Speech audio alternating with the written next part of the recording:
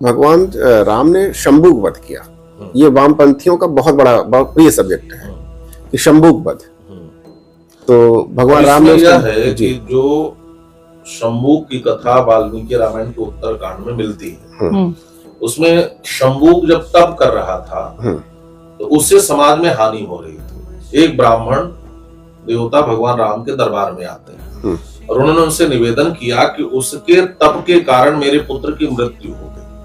अच्छा, तो दो तीन बातें हमें और समझनी पड़ेंगी कि तत्कालीन समाज को हम आज के समाज पर कैसे आरोपित कर रहे हैं।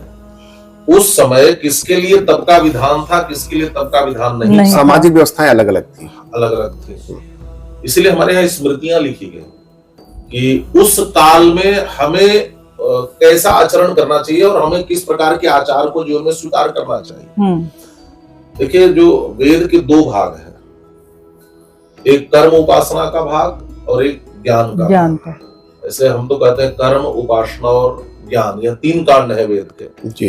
तो इसको हम दो भागों में विभाजित कर कर्म उपासना को एक और रख दें और ज्ञान भाग को हम एक और रख दें।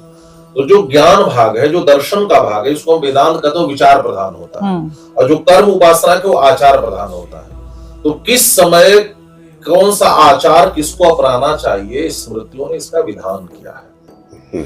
तो उस समय यह था कि यदि कोई तप करे, जैसे शंभुक तप कर रहा था तो ब्राह्मण का बालक मर रहा था, उसके एक की मृत्यु हो गई, ब्राह्मण बालक की मृत्यु हो गई, तो जिससे समाज की हानि होती है वह कार्य नहीं करना चाहिए। लेकिन राजा का यह धर्म है कि उसको रोके। लेकिन जो मुझे पता है महाराज जी, जैसे उस समय तो जाति व्यवस्था थी भी नहीं, उस समय तो वर्ण व्यवस्था थी।